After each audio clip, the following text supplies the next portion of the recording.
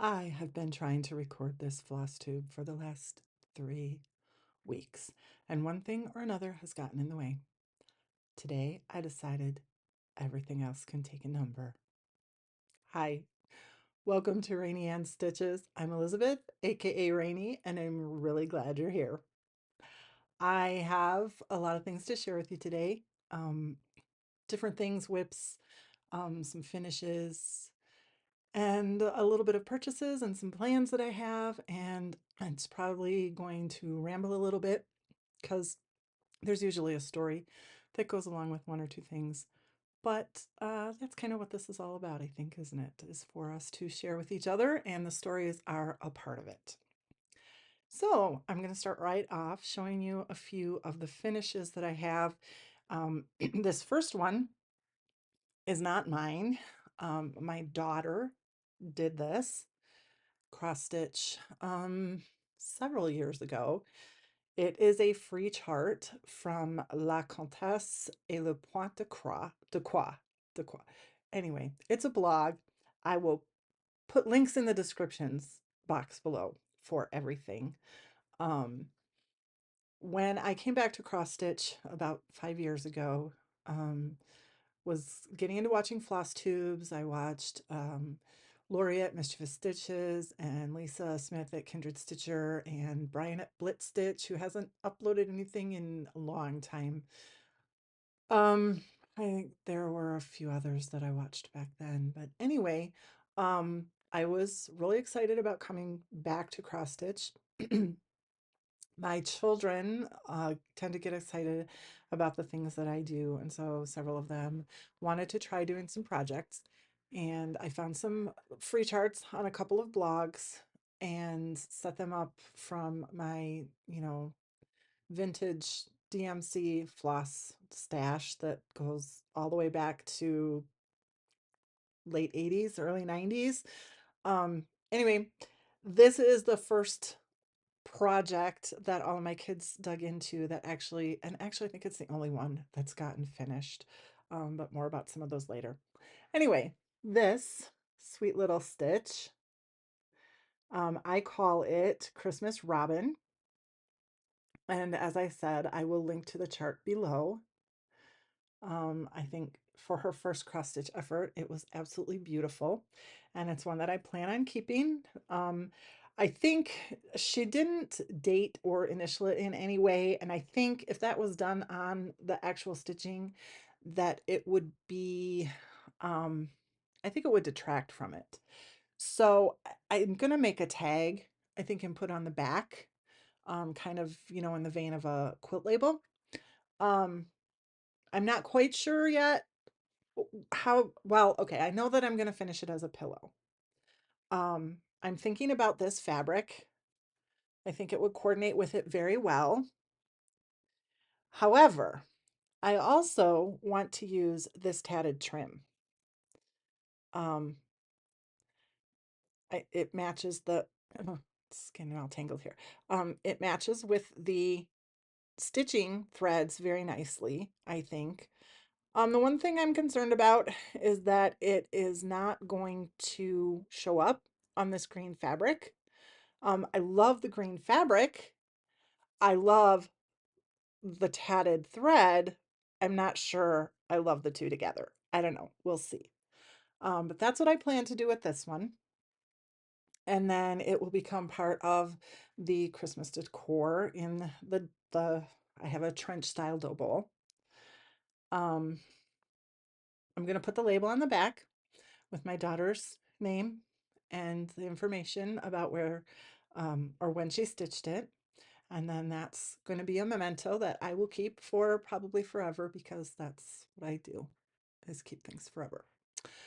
Another thing that I finished, this one I finished several years ago too. Um, so it is another freebie. It comes from a different website, a different blog. Pardon me. This comes from Sub Rosa from her blog. So it's a free chart there. She also has an Etsy where she has just absolutely amazing patterns. And one of these days, I'm going to decide on which one to actually start with. That's my big dilemma where she's concerned. But this one I call Berry Tree, and it was my first venture into overdyed floss. So this is done with Bing Cherry and is it Go Emerald? Um, just the two colors. I think it's an absolutely stunning chart. Very simple, but just amazing. And I loved it so much. But okay, so when I first saw the chart, I pictured it in these colors. But I don't usually decorate with these colors for Christmas. So I don't know what I'm going to do with this other than finish it. And I am going to use the same fabric that I'm thinking about using for that Christmas robin. Um, I want to do a long pillow. So like this, and I want to put some tatted lace here. Lace is kind of my thing. I just don't know yet what color lace I want to put on this. So it's waiting. And that's why it's still not finished. I'm going to stitch it in other colors on a different fabric, something that's not quite so dark, quite so rustic prim looking. Even though I think this has a level of elegance to it too, kind of a richness. Um, like I said, I just, this is the color scheme that I saw it in my mind when I first saw the chart. So, well, I think that probably has to do with the way that the chart was graphed also, because it was graphed in red and green. And I just had to stitch it that way. I don't know, maybe it'll become a giveaway, maybe it'll be a present for somebody. I don't know yet what I'm going to do with it, but so be it. The fun is in the stitching. And if you get a product at the end that's something that you don't want to keep, it always makes a great gift for somebody else. And that's the way I look at the whole process. This next one is as who was it? Susan that gave us the new code word of past, past, past, past, past, past, past finishes. Code words. This is something that I completed. Oops, upside down. Huh? Get your gear, acting gear, girl. Um, the date right here, 1990. So that is when I stitched it. This is from a Leisure Arts publication. I think it came out of For the Love of Cross Stitch. I like had a charter subscription to that. I subscribed for several years. If it didn't come out of that, it was the Leisure Arts magazine, but I know that it was one of the Leisure Arts magazine publications. I never finished it. It just got tucked away. It's one of the few things that I did keep though from that era. So many of the things that I did stitch were dated. Um, they were very much the in the theme of the country decor of the 90s, which is not my aesthetic anymore. And um, through several moves, I can't even tell you how many times I've moved since I finished this in 1990. Um, things that I had done, they didn't fit my decor, like I said, and so I didn't have room in my life for things that didn't fit, and especially not in boxes when I was moving 1,800 miles or so. Um, this is the only one I kept because it's very neutral, not only in its coloring, but also in its style. So I'm going to find a frame for it now that I've dug it out of um, the dusty corner of wherever, whatever box it was in as I was sorting through things. And I'm going to get it framed and I'm going to get it on my wall because I think just in its simplicity is what makes it so timeless and so beautiful. It was done on probably 22 count Hardanger. Um, early on in my cross stitching career, I mean, like back then, I don't know if anybody else thought this, but this was my perspective of the time. In the magazines, so many of them, the materials, the fabrics that were being used were Aida. Occasionally you would see something on the Hardanger fabric, but most of the time it was Aida. If you saw something in linen, it was usually in the what I would have called the higher class magazines, and it was the samplers, the really um, I would say more artistic type of cross stitching rather than just the folksy. I don't know what else to call it, but there was like in my mind at least, like I said, maybe nobody else thought of it this way, but there was kind of a line of distinction. And so I never even thought about stitching on linen. It was just something for higher class type projects. But I didn't like the chunkiness of the stitching or the fabric of like Ada in like the 14 count range, even the 16 count. Um, so I went to as small of a weave of fabric as I could or felt like I was justified to use. And so um that's what this was stitched on. And when I came back to cross stitch in 2020, um my perspective had changed, but the industry had changed a lot as well. Um there was no there was no Brenda Gervais. There was no Plum Street sampler back when I was stitching in my early years, early adulthood. And so it was like a whole new world. And it was a fantastic world to drop into again. And I got very, very, very excited. And so when I'm trying to think, I think this berry tree was the first thing that I started and then also finished after coming back to cross stitch. And this fabric is actually the linen that was included in um, the Lizzie Kate kit, Come Let Us Adore Him. I saw it, I found it through a Google search. I think it was a company out of Canada that had one in stock still, and I ordered it. And then when it got here and I saw the color of this fabric, I was like, that's not really me. That's just a little too dark. Um, it's blown out in the video. It's darker in real life than what it's showing. And it just didn't at that time it didn't work for me. But it did work for this particular pattern and the way I envisioned it. And so I decided to use it for this.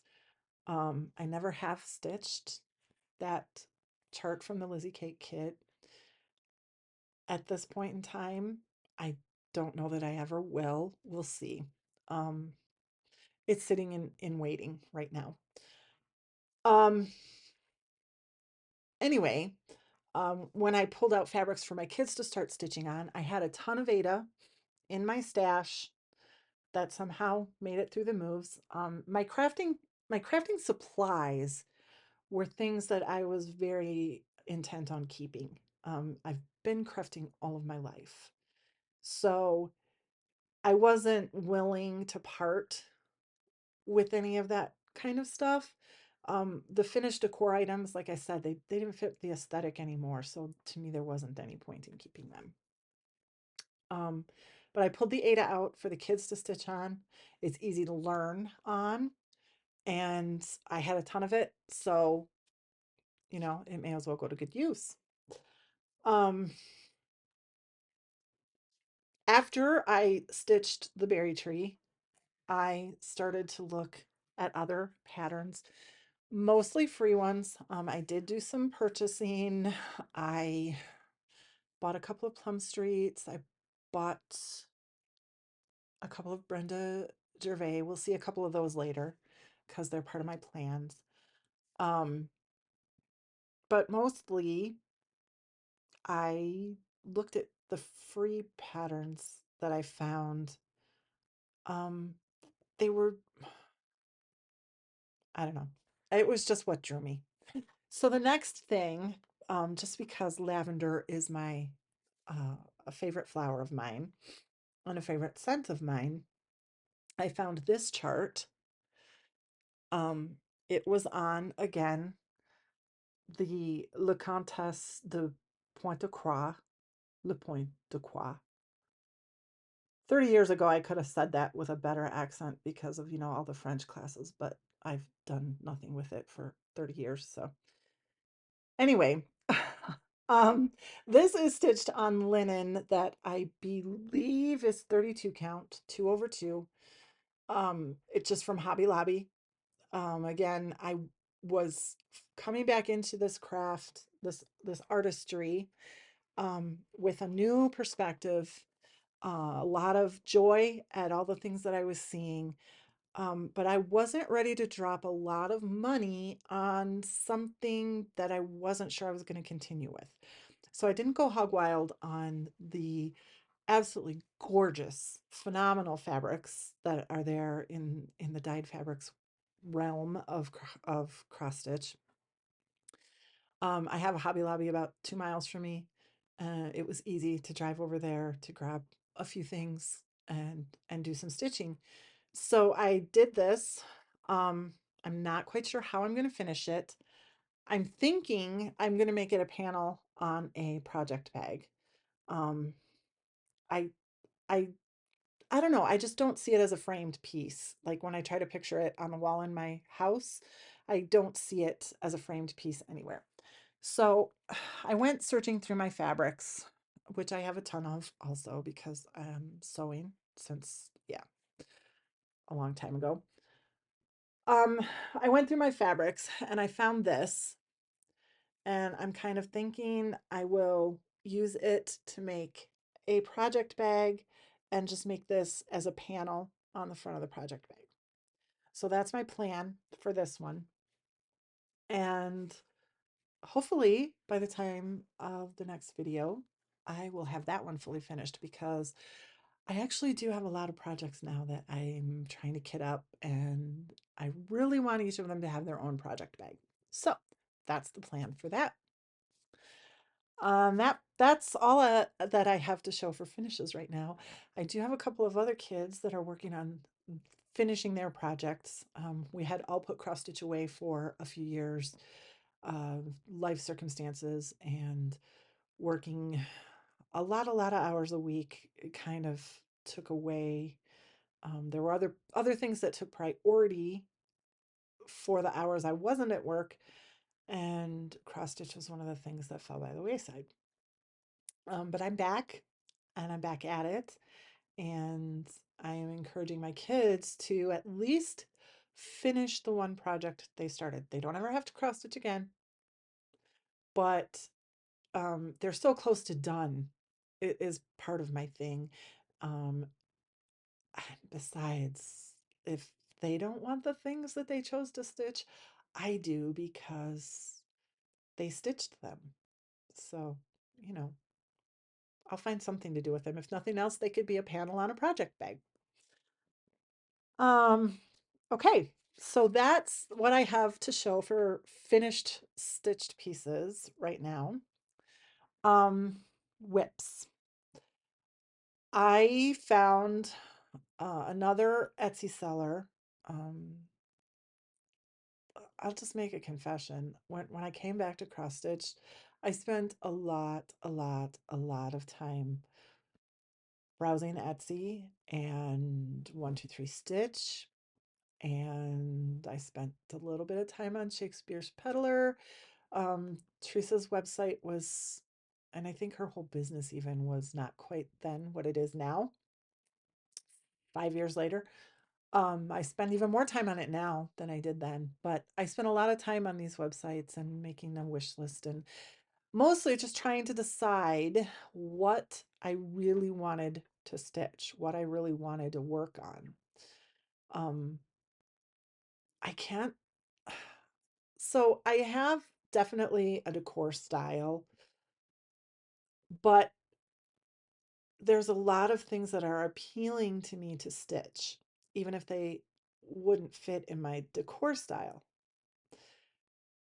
So it was a big decision for me, to decide what I can't, for more than just financial reasons, like for my own stress level well-being. I can't just jump in and buy a lot of stuff and have it sitting around, because then when I see it I feel guilty that I've purchased these things and I'm not doing anything with them, and I feel like I've let myself down basically. So I was looking and looking, and I was looking, I think, at Sub Rosa Designs on her Etsy, and I saw this pattern in like the I don't know, there's that thing that happens at the bottom of the page where it's like you might also like, or something like that. And this was from a different Etsy seller, and it's called Feed Your Soul. And I just, uh, as much as I loved all the Sub Rosa that I was looking at, I saw this one and I gasped. And I love to garden. Flowers are like all spring and summer, and as long as they bloom in the fall. Um, I just love to be in my garden. I love to have the flowers around me. And so this one really grabbed me and I bought it. But I did not start it until I went on vacation at, it was in November of 2023. I went to visit a friend in Phoenix, and I took it with me and I started it down there. Um, I had only gotten this much done. I came across here and down here, and I think down this much, and I'd done part of this flower and only like one or two leaves here, and that was all I had done. And then I stitched maybe 10 or 12 stitches between Thanksgiving of 2023 and the beginning of March 2025, when I decided to pick it up again. Um, and this is where I am now.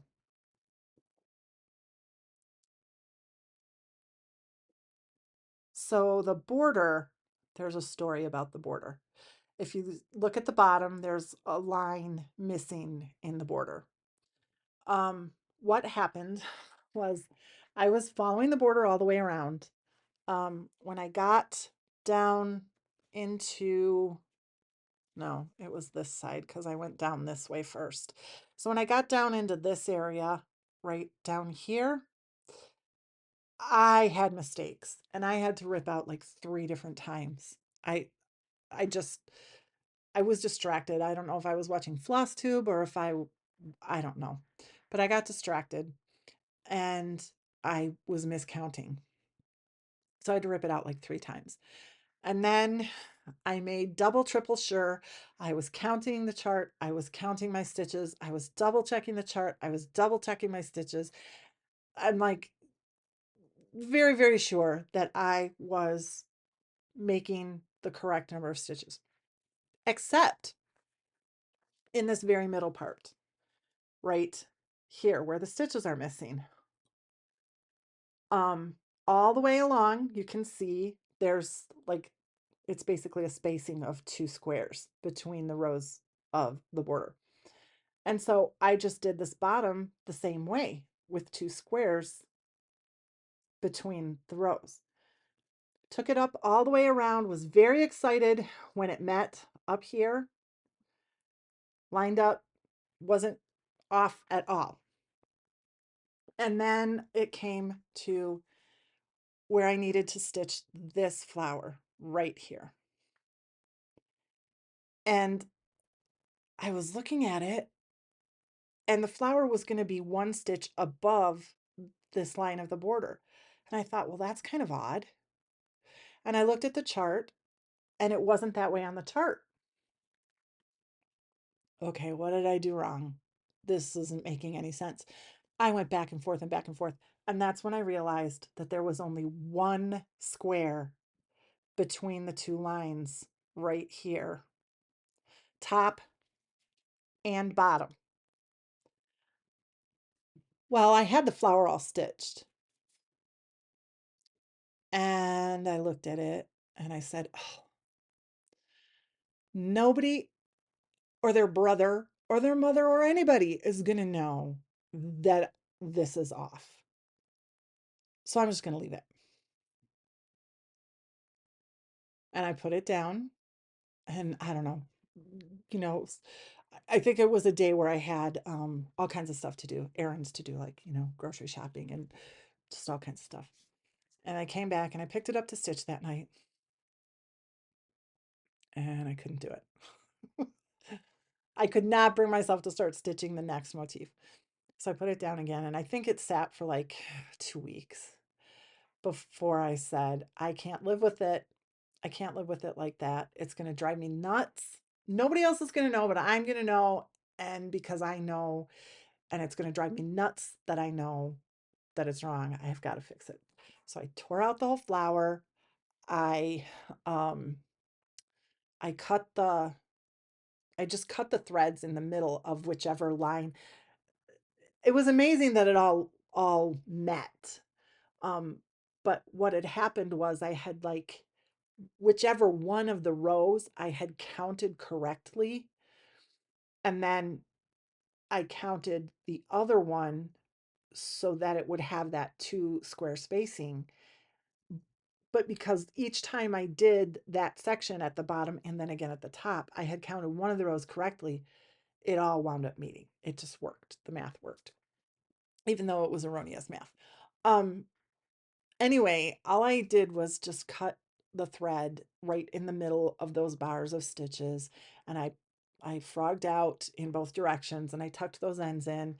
And then because I was working across the top on the motifs, I fixed that one so that I could do the motifs along the top. And then I figured I'll just fix the bottom one when I get around the border and I'm doing motifs down there. Um, but then, ironically, I stitched the flower in and then I had a mistake. I was off by one thread when I went in to stitch the stem and I started from the center stitch on the motif and going up, it didn't meet the flower correctly. So I had to rip it out again. And then what did I have to rip out? Oh, then the third time I stitched one extra square in the stem. And because it was in the middle of my thread, I wound up just ripping the whole stem and leaves out and redoing those again. So I redid that motif 3 times. It's good now. I've counted and double counted and triple counted, and it's there and it's good, and I'm moving on. So that's where I am with that one. This is Feed Your Soul, and it's Stitches Through the Years. Stitches Through the Years is not the Etsy store name. Um, I think it's thread or threads of years. But I will put a link to this down below. And this is my um, ongoing big project that I will be working on. It's kind of my it's my class night project. So my kids take martial arts classes and we carpool with the neighbors because their kids, or one of their kids is in the class too. So they drive one night a week and I drive the other night, and I just sit there and stitch when I'm waiting for the kids to be done with their class.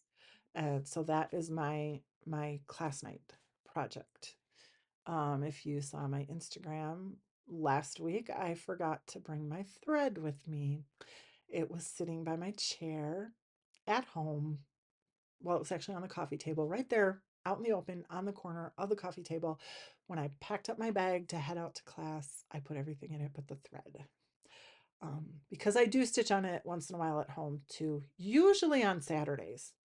Um, it's kind of just Saturday is my day of the week. That's my day off of, like, I don't even want to parent that day, but that's kind of something we can't get away from. So anyway, that's my sit and chill and relax thing to do, is stitching, whether it's cross stitch or knitting or sometimes even my spinning wheel. Not so much of that lately. But anyway, mostly class nights, also sometimes on Saturdays. The next project whip that I'm going to show you is literally my oldest whip. That is, well, actually, it is my oldest whip that is literally over 35 years old. Um, Back in the 90s, late 80s, in the 90s, because I think this chart's actually like mid 80s chart. Um, you can see it's well used, it's falling apart. Um, Paula Vaughn was a very prominent figure, designer name in the cross stitch world. And this is upstairs sewing room. She has a companion. Well, there's several actually. The one that I consider as a companion piece that I do want to acquire and do with this, I believe is called the Seamstress. And it has just the upper portion of a pink dress on a mannequin and also a sewing machine. And I believe there's also a window, but it's charted to be matted as an oval. Um, I've been sewing since, well, like if you count hand sewing, I've been sewing since I was like 9 years old. I used to hand sew doll clothes, Barbie doll clothes. I started sewing with a machine when I was 13. Um, I've made clothes for myself. I've made clothes for my kids. I've made a few quilts. It's been a big part of my life. And so I would not say that overall my decor is this style anymore, but this particular piece is something I want to have in um, on my wall. Uh, Again, this was done on, I'm sure it's 22 count hardanger. I wanted something that was finer and more delicate, as I said, and but linen was, I don't know, it just, well, also I'm not sure that linen was even available where I was living. All I really had as a place to purchase my supplies was at Walmart, which I happened to live right behind. I could walk there. Um, I didn't I didn't know of any other place that I could buy linen from, and like I said, I felt like that was out of my reach because I wasn't really one of those more refined kinds of stitchers. But okay, enough talking. Now the showing. As you can see, there are some stains on it from the hoops and things. Um, this is where I am. When I picked this up in 2020, all I had done on the dress, I had the upper part of the dress done, most of it, and I just had like one line down here. I stitched a lot on this a few years ago, and so I did all of this. And if you know anything about the Paula Vaughns, and then you can probably see it here, there's a lot of color changing in here. Um, so I did a fair bit back then. Um, I am going to complete it. There's not a lot left. It's filling in the dress, doing the back stitching that's here. There's some stitching to do here for the stand, the iron stand works of the treadle sewing machine. And then I think there's a few touches down here by the quilt. Um, that's really about all there is left to do. So I want to get this done. And then it's DMC floss. And I've washed and soaked stitched projects before. Um, it's not an overdyed fabric. It's not overdyed floss. So everything should be color safe. I have an absolutely fabulous product that I use for stain removal called Folex. It does not, like, I have never ever had anything bleed its dye, its color in any way when I've used this product. So I'm going to do a Dawn dish soak with this. and I'm going to try the Folex and see if I can get a lot of that out of there. Back in the day, I didn't have project bags that things went into, like the zipper closed ones we have today. And a lot of my stitching sat out, and I would go back and forth to it. And as much as I would try, or any of us tries, to make sure we wash our hands before we're working with our textiles, um, you know, there's always the natural oils and things, and they would sit out. It would sit out in my living room or in my bedroom, wherever I had my stitching place set up, and I'd put it down, and it, would sit there for a day or two at a time before I pick it up again. And so, you know, it's just what happened. I think I'm going to be able to reclaim it. I think it's going to be fine. And even if it does have a little bit of some kind of modeling there, or anything, it just makes it vintage, which is what it is. So that's what I'm going with. That is my oldest whip. I'm going to work on it. My goal is to have this done before the end of the year. I'm not sure how often I'm going to work on it. I'm at least once a month. So I'm not going to take one of my Saturdays for sure and dedicate to this piece. And then beyond that, we'll see. Okay, that's the two whips that I have. I actually have two other pieces that I've started, but they're in my starts list because they've been going for mm, a week and less than a week. um, I made one purchase from Market. It was a two-part purchase. When I saw Teresa Vanette's Joy, I gasped. And if I gasp over a project, over a cross stitch design, then I know I have to have it right away. I don't remember where I saw it first, but I know that it was not her Flosstube, because when I saw she'd uploaded Flosstube, she's one of the others I used to watch 5 years ago, and I know she hadn't uploaded for quite a while either. And so I saw she had a new video up, and I clicked on it right away, and I watched all the way through that. And I think her prediction was right, that her Joy would be her most popular pattern, because just about every website you go to right now, other than hers, it's marked as out of stock. But in her video, she was talking about the thread pack, which I did purchase. And she started telling how she came about designing this piece, which, just go watch her video because it's a lovely story. The point that was important to me is that these three colors are limited edition. There were only so many of them dyed. Um, they're in her pattern, in her design, and she only had so many of the floss kits available because these are limited. And when I heard that, click, click, click in my cart, buy now, done deal. Um, I don't know. It's just an absolutely gorgeous design, and I just love it. So I had to have the thread pack, so I bought it right away.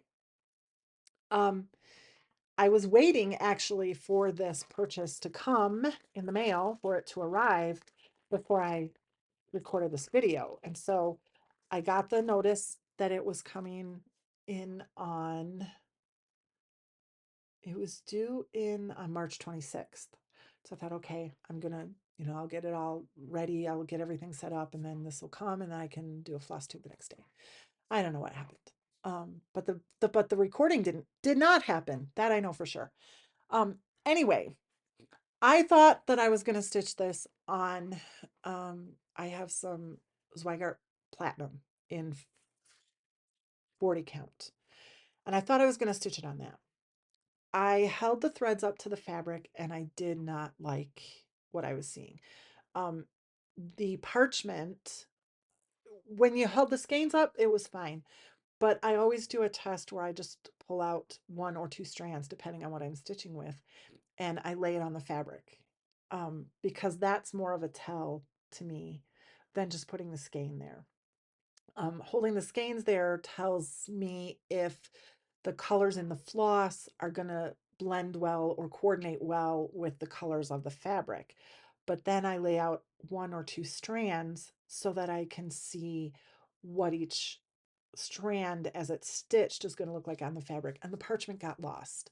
And that just doesn't work for that design, because it's, you know, it is the main part down here. In the pot, it wouldn't matter so much because you've got the outlines. But in the flowers up here and in the joy down here, that just wasn't going to work. So I looked through all of my fabric and I found, I, okay, so I really, really, really love this, um, the contrast and everything here. I had this piece, and I remember when I came back to cross stitch in 2020, I went and bought fabrics at Hobby Lobby, and I just love the color of this. It's a 28 count even weave. They don't even carry it anymore. Um, it's a very light blue. It's not showing very well. Um, but I pictured this design on this fabric in my mind, and I thought it was going to be gorgeous. And I do. I love the way these colors pop. Now, I have to tell you that these are not the colors of the thread pack. I'm a little particular about some things, and I want to do this project with these overdyed limited edition threads on a linen. It has to be just the right linen, and I don't have that in my stash right now. So I pulled out my DMCs and I chose some colors that not just substitute, like I couldn't do a straight across substitute for the called for flosses, because I believe it's 926 that is the blue that's called for, and it didn't show up well enough on this. So I have chosen 318, which is a blue gray, and that's what I'm using for the blue in this. And then my other colors, I have, so I have 318 that I substituted for the 926. I'm using 815 is the red. I have ecru that I substituted for the parchment. 840 is the brown, which I believe is the one along with the ecru that is the recommended substitution. And then, where are they? Here. For the green, I did 3052. And for the pink, I'm doing 152. So those are the colors that I'm using. I think it's going to be absolutely gorgeous. And it's actually has me thinking that when I do this in a linen, I want to look for a linen that's in a blue. Maybe not quite this pale color, because of the 926 issue. So maybe something more of a blue gray. I'm not sure. But I'm going to take my time to find the exact linen that I want. I'm actually been thinking about playing around with some dye and some dyeing myself, and maybe I will come up with something that is exactly what I'm looking for. We'll see. But that was my Nash Dash Startathon project. I started that Saturday or Sunday at Stephanie's retreat, the Nash Dash Startathon. So that was my first start of 2025, and that was March. My other start in 2025 was supposed to be my birthday start years ago. I didn't start it for my birthday then. So it was going to be my birthday start this year. And officially it is, even though I didn't even start it in the month of my birthday, but I started it within 2 weeks of my birthday. So I think it counts. And the story behind this one, let me show you what it is. This is Mary Weiriet from Modern Folk Embroidery. I am not really a reproductions sampler. Like they're beautiful, don't get me wrong. They're absolutely gorgeous. I've seen other people stitching them. Lot of people between Flosstubes and Instagram. And they're stunning. They're amazing. They they're just not something that really, like, they're not even ones I want to stitch just to stitch. It's just personal preference. It's just what is appealing to me.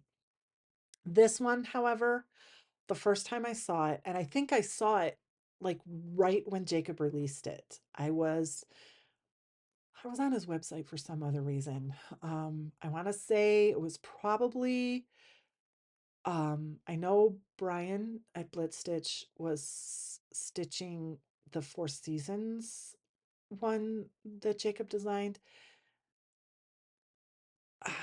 Somebody else, I think, was stitching Fruits of Plenty. So I was on the website looking at these designs, and Mary Weiriet was new release. It was right there, front and center on the front page of the website. And I gasped. I was like, oh my gosh, that is just amazing. So I bought it right away. It was a birthday present to myself that year, and I was going to start it. And one thing after another, and I didn't get it started. One of the things was that I didn't have all the flosses. I know I live 2 miles from a Hobby Lobby. That was no excuse whatsoever. None. Um, but I don't know. I just didn't take myself over there and buy them. I don't know what my thing was. Another one of it was that, well, okay, so I knew right away that I was going to be replacing this pink. It's 2023 DMC. I'm very familiar with that color, and I knew that it was darker and more vivid than what I wanted in this. I was looking at all the other paler colors, and I thought that just, and I see it here on the picture that it's that bright, and so I knew I didn't want that bright of a pink on the project I would be stitching. So I knew I was going to substitute that one. Um, when I pulled out the colors that I did have and I put them with the the um fabric that I decided to use, I I don't know. I was a little hesitant about a couple of them. But I decided, whatever. Um that might be why I hesitated in doing it. As much as I tend to alter things, I mean, you can ask my kids, I never ever do I find a recipe somewhere and make it exactly the way they say to make it. I'm like always adjusting something before I even know what it all is supposed to taste like or look like or whatever. Um, anyway, it's that. I went shopping a couple of weeks ago and was right there by Hobby Lobby. And I decided I was just going to grab all of the threads that are called for in this. So I did. Um, I sat down to watch, like, I bought the threads, but I didn't start stitching it right away. I sat down to watch Penelope's Pocket, Sarah's latest video. Now, Sarah and I share a birthday month. She was showing in, I don't remember if it was her first, I think it was her first episode even, the project that she had chosen for her birthday start. And I commented on it. And So she had asked me, I commented on her video, her second video as well. She's like, "Have you started Mary yet?" No, I haven't. Well, then I sat down to watch her third video because as of number two, she hadn't started her project yet either. I got like, I don't know if it's about a third or half the way through her video number three, and she holds up her birthday start project. And no joke, I stopped the video right there. I got up, I went to the other room, I gathered up all of my supplies and my materials for Mary Wariat. I came back to my desk. I was watching on my computer at my desk at the time. I unpaused the video and I got to stitching. So that is what, thank you, Sarah, so much, if you watch this, for being my, um, my motivational kick to actually pull it out and get started. Um, anyway, okay, so let me backtrack because I do have to say that I was trying to start it at the Nash Dash Start-a-thon. And I was trying to do it with threads that I already had here. And the green that I chose to substitute for this border didn't work. So I set it aside because my birthday was the weekend of the Nash Dash Start-a-thon. So I would have actually started it on my birthday, well, the day before, but things happened or didn't happen the way they should have where the colors are concerned. Um, and so that was when I went shopping that week and decided to just buy all of the called for colors. Um, Fast forward back to last week, started it right there in the middle of Sarah's video. I got I got all of this up here. I decided to stitch this by the page rather than trying to go all the way around with the border and all that kind of stuff. So I got the top border done over to here, which is the end of the page, and I started stitching down this way. And then yesterday I was on a video call, so I'm filming this on Monday, the 14th, late at night, because it didn't happen during the day like it was supposed to. So I apologize for the poor lighting. Um, anyway, I was on a Zoom stitchy chat with a few other people. Hi, Sandy. Hi, Kim. Hi, Linda. Um, I I got the gold in, and I was like, this does not look like the picture. I'll keep going because you got to trust the process. The designer knows what they were doing, right? This is the 152 pink, which I'm very pleased with. And then this border thread is stitched on either side of it to make this flower. And I started stitching that and I just didn't like it. It's not what I'm seeing in the picture. I wanted the softer colors of what is in the picture. So I put it down and I decided I need to do a floss toss and find different colors so that I have more of what's on the picture than what the called for colors give me when I'm stitching. This is the fabric is 40 count white tee by Color and Cotton. That's also what I'm stitching Feed Your Soul on, by the way. I don't think I said what that fabric was, but both Feed Your Soul and Mary Wariat, I'm stitching on 40 count white tee by Color and Cotton. So this project is on hold temporarily. I've gone through my floss. I found a couple that I think will do. I want to go through it again, probably lay everything out. Like I just pulled it out of the I have it. They're on rings. They're on floss cards on rings by Color Family. They're in this plastic bag. I hate plastic. I have I have an idea. It's a secret idea right now. I'll share it with you. Definitely my next video, probably on Instagram before then. So just a side note. Anyway, I just kind of picked through this and pulled out a couple of rings and tried to find some substitutes, some things that I thought might work. I want to go through them again.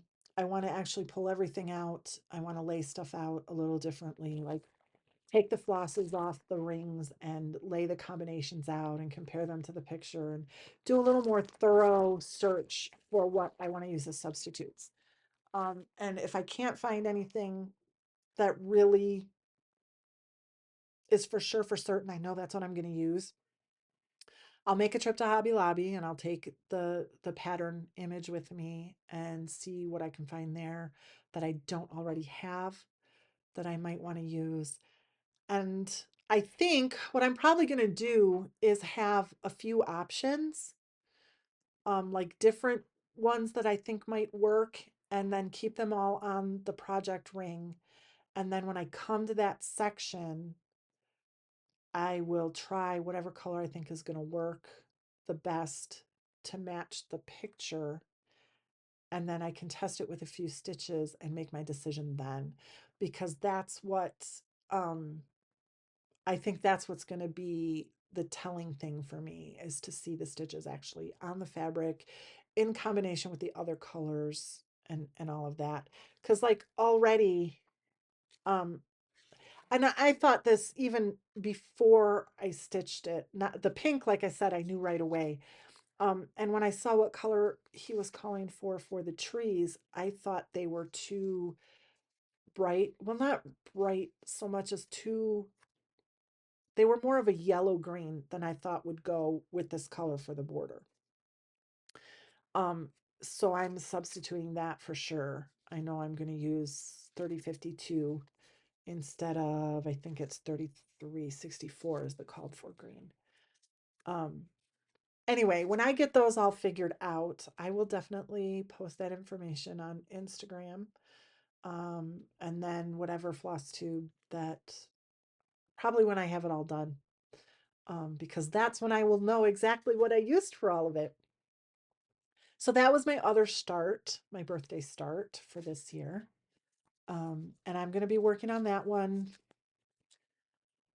I don't know, off and on. Um, I don't really have a plan other than, like I said, I take Feed Your Soul to the martial arts classes, so that's class night work. The others, I'm just kind of working on a little bit at a time. So that would be Joy and Mary Weariette and the upstairs sewing room. So those are my four big projects right now.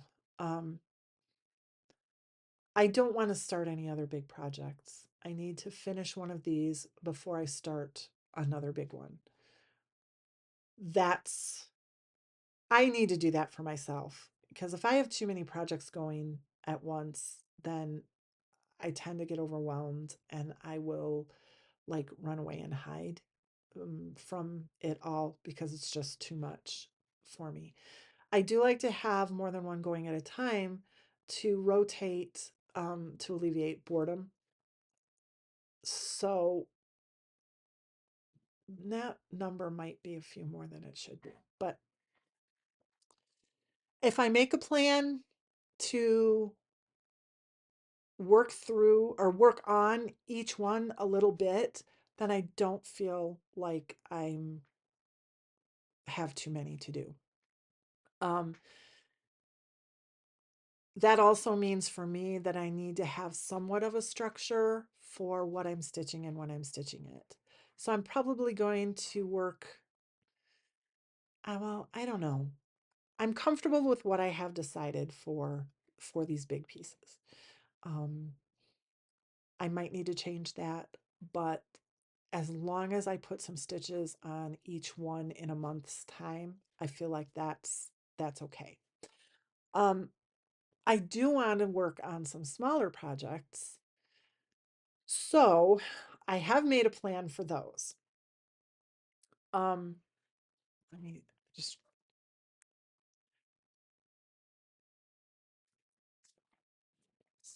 have to turn the page on my little notebook here.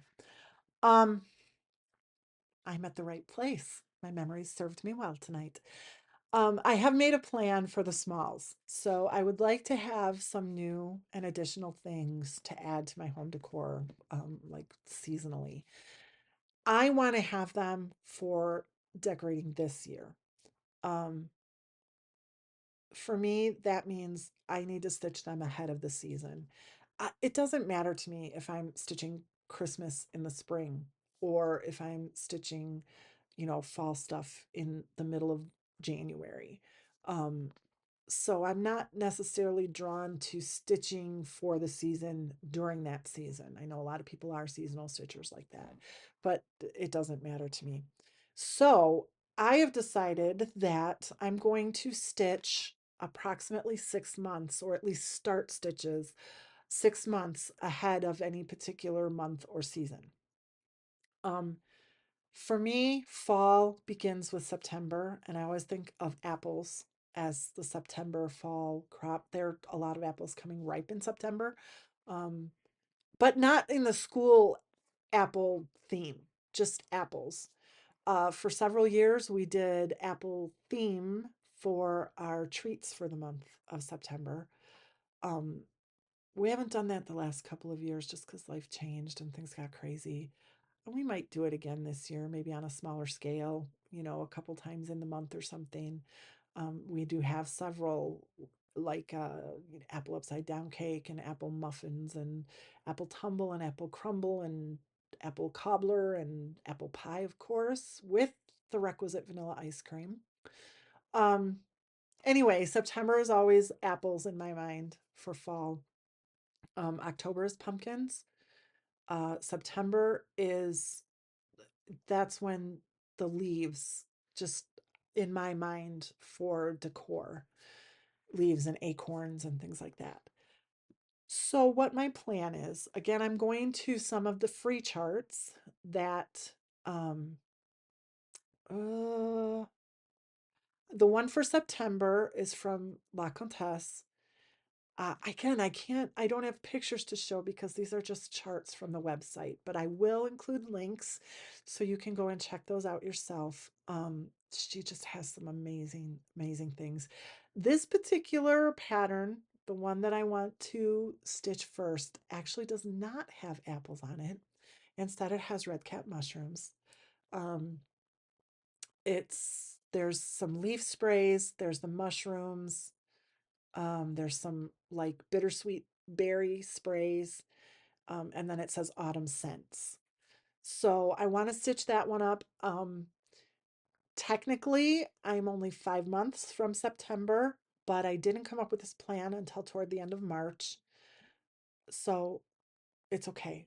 It, exceptions to the rule are allowed. And as I said, I'm looking to start them 6 months ahead of time. Um, I don't think there's any that I'm going to complete in a month's time. Who knows? I might surprise myself. I don't know. For October, I want to do a sub rosa design. She did one called Crows Gather Here, and it was a monochromatic. It was a single thread stitch. I think she used, Weeks Onyx. I I don't know. But I do believe she lists it on that blog post. She didn't always, when she had a sample stitched up, she didn't always list the threads that she used, but I'm pretty sure that one she used Weeks Onyx. Weeks Onyx, I think. Anyway, I decided I want to do this chart in color, and it's a chart with crows and pumpkins, and then it says crows gather here along underneath. I went to a combination of websites to try to get an understanding of what the colors would really look like. But I chose, oh, yeah, pause. That's what my kids say all the time when somebody's talking and they need to say something or want to say something. It's push the pause button. Um, Mary Weiriet. This is the project bag that Mary lives in. It's a vintage fabric. I have no clue how old this is. I've had it in my stash probably for 30 years. Um, I don't even remember it. It was like a popular designer of the time. But anyway, first of many that I have created, and this is where Mary lives. Um, okay, so the crows gather here. Um, I went shopping and I came up with these flosses, and these do not show true to color. Um, this is actually an orange. Um, let me grab my glasses here so I can see. So what we have is Gentle Arts apple cider, Gentle Arts pumpkin pie, Gentle Arts forest glade. I think they're all Gentle Arts. And then it's espresso bean and wrought iron. So these are the threads that I'm going to use to color that chart. And do, I want to do the pumpkins in the orange, and there's leaves that'll be the green. Um, I'm going to do the words in the espresso bean, and then of course the crows in the wrought iron. And then I have the apple cider because I charted a little row of acorns to be an upper border, garland type border. And then I'm going to use the forest glade, and I have just like a chain link kind of border at the bottom. I wanted the piece to be a little taller than what her design is.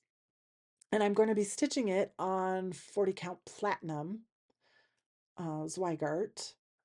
So that is, I'm going to start that sometime this month, along with the other chart from La Comtesse.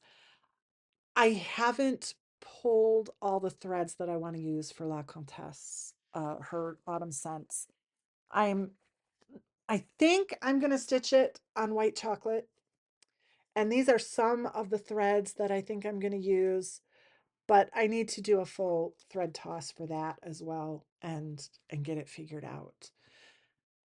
Again, once I do know what I'm doing with each one of them for sure, for certain, I will post details with my Instagram posts regarding them. And then when I show them again in a Flosstube, I will include the information there as well.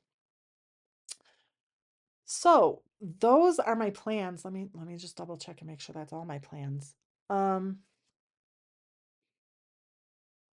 those are my seasonal stitching plans as they have been decided so far. Um, the looking ahead stitching plans, um, I haven't found anything yet that really grabs me for something I want to stitch for November. So I might just jump right into Christmas stitching in, that would be May. And the two charts that I want to do this year, this is where Brenda Gervais comes in. So I want to do snowbirds. Let me, sorry for the crinkling. I should have taken these out of the bag sooner, but I wasn't thinking about the glare. I was planning to do this in daylight when I wouldn't need all the lamps on, and then there shouldn't have been a glare, but didn't work out that way. Anyway, snowbirds. I I fell in love with this the first time I saw it. Absolutely gorgeous. I'm in the process of collecting the called for threads for this one. I think I'm probably going to stitch this on platinum also. Um, we'll see what kinds of creations I come up with when I start dyeing some linen myself. Um, maybe I'll find something there that I like better, but I do really like the threads on the platinum. I have about half the threads for that chart. And then the other one that I want to do is Frosty. I just think this is adorable. And of course, I mean, it was actually a little before my time, but Christmas time when I was a kid, Frosty the Snowman, the cartoon, was it Burl Ives? Was that one of the Burl Ives ones? Anyway, um, I actually found that on Disney Plus maybe a couple months ago, and I had just had to watch it for nostalgia's sake. So yeah, those are the two that I definitely for sure. Well, and then I will have Joy also. I'll at least have the blue version that I can put up this Christmas.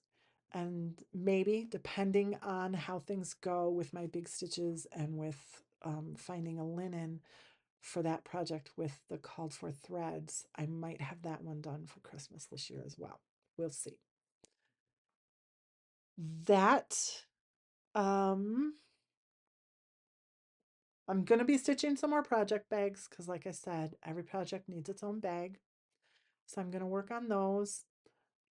I have fabric that needs to be used up anyway. I'm trying to purge things from my household. And I've got totes of fabric. I know I went through them, I don't know, 6 months, a year ago, maybe. And I just pulled a bunch of stuff out that I sent to the thrift store because it was not, it wasn't anything that I could see myself using ever. Um, so I did do that, but I still have totes of fabric left that need to be used, and this is a good way to use them. Um, I have what else on my plans list? Oh, yes. For those of you that know that we're in the Night Owl Stitchy Lounge, the Saturday night of the Nash Dash, Margarita is in process. I have a first draft done. Um, follow my Instagram for updates on that. And when it's ready, I will let you know. And that's pretty much it for, yeah, that's pretty much it for my plans. So now I have a little bit of haul. I already told you Joy and the thread pack were my market purchase. I did just get an order today from Shakespeare's Peddler. And it was floss. The flosses for the crows gather here were in that order. Um, I'm acquiring the threads that I need for the Brenda Gervais. And so I did get these 3 to go with that. It is Gentle Arts Wood Trail, Classic Colorworks Cherry Cobbler, and Classic Colorworks Gingerbread. So those came today. I have, this is old weeks, but I got some 40 count linen is the dyed, the name of this one. And I know that people say, and it is, I can see it. It's very thin, it's sheer. But I'm just planning to make smalls with this. And so the color is more what I'm looking for.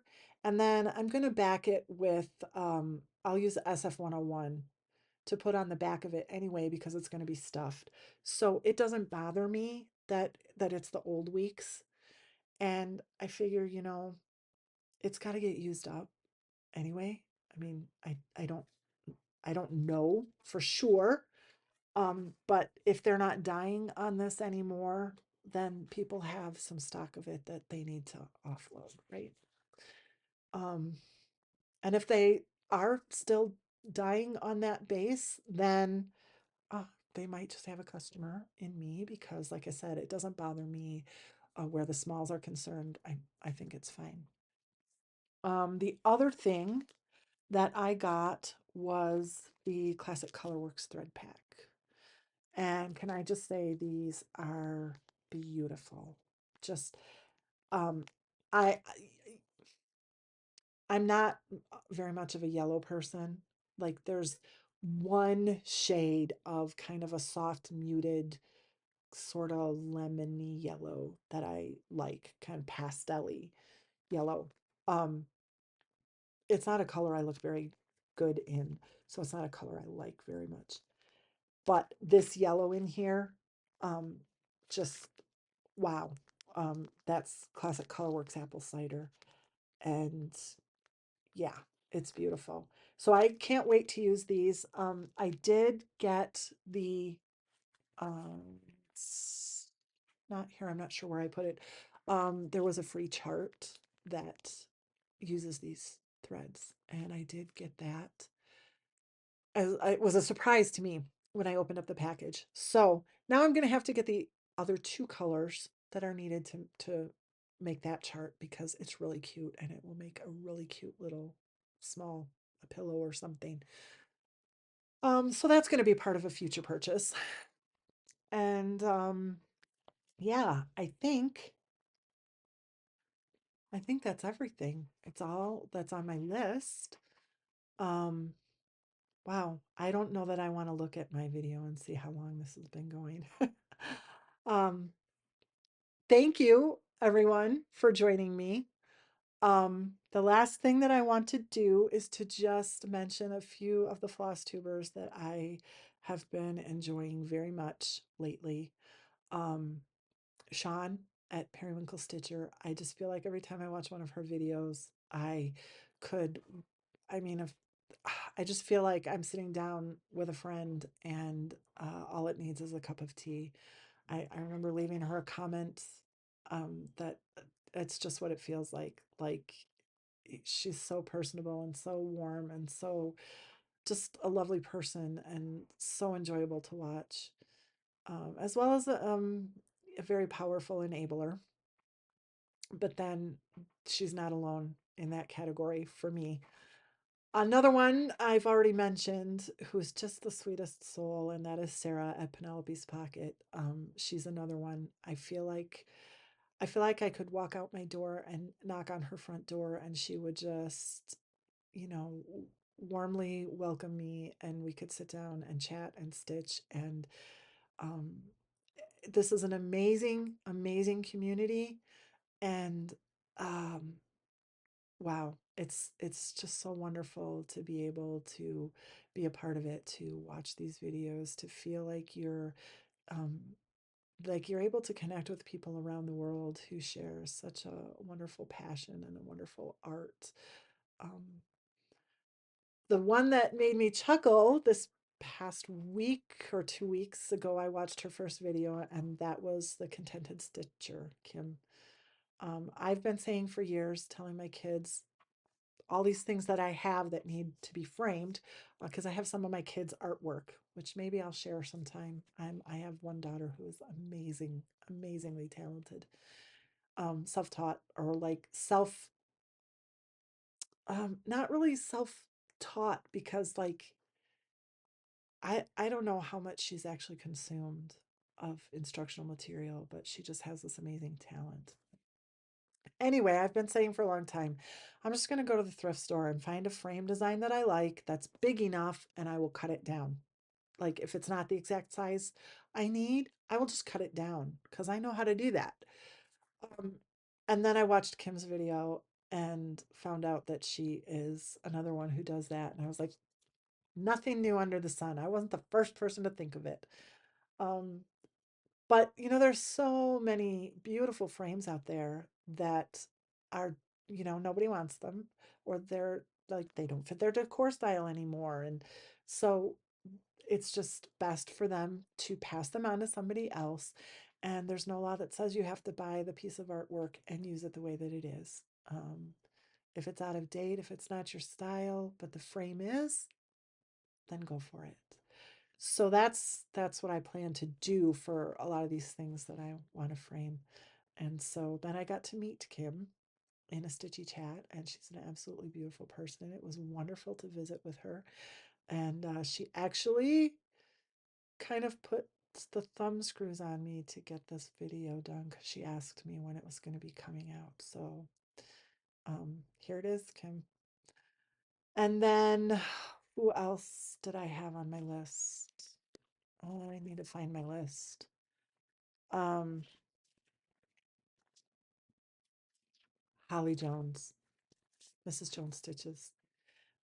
I've been watching tons of others, and just because like I had to pick just a couple to mention this time, because otherwise I could go on and on for another hour about all the wonderful people out there. Um, and I just thought of the other one, and that's Susan X Stitches. Those two I've been really enjoying.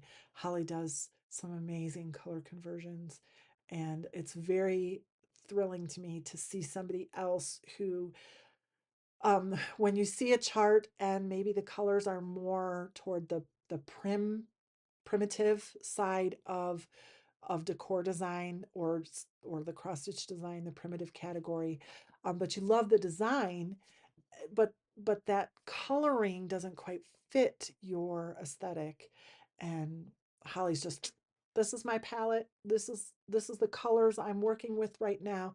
And like, there's no hesitation in her whatsoever, and she just changes them out and does what she wants, and it's absolutely gorgeous. And I think that's a wonderful, encouraging thing for stitchers out there, is that you can jump outside the box, not just think outside it, but you can jump outside the box, and it's okay because it's your artwork. You have the tools, you have the material, the pattern, um, the schematic, so to speak, for what you are creating. But then the materials that you gather and the colors that you choose for those materials are your own. And that's what puts you and your personality and your stamp on what you're doing. And I think she's just one of the best encouragements and examples out there for stitchers, that you can do that and it's okay. And actually, it's more than okay. It's wonderful. It's fantastic. And you shouldn't be afraid to do it at all. And then Susan X Stitches, I just got the biggest thrill today from watching her video with her mom. Um, or was that last night? I guess it was last night. I watched the video last night. I fell asleep. I woke up this morning and put my comment on it. So I'm a little confused. Anyway, I also got a kick out of her pass finishes. Some really, really cute. Were they Bent Creek? I don't remember right now. I do know though that I went and looked a couple of them up, because even though they were 1980 or 1990s era designs, they were really cute and they would definitely fit in my aesthetic. And purple. She used some purple, and purple is my favorite color. So I went and looked up Buzz, and the other one was, I think, called Pollinator's Garden. Uh, anyway, those are on my future to buy list, not just my wish list, but my to buy list, because those are two different things, let me tell you.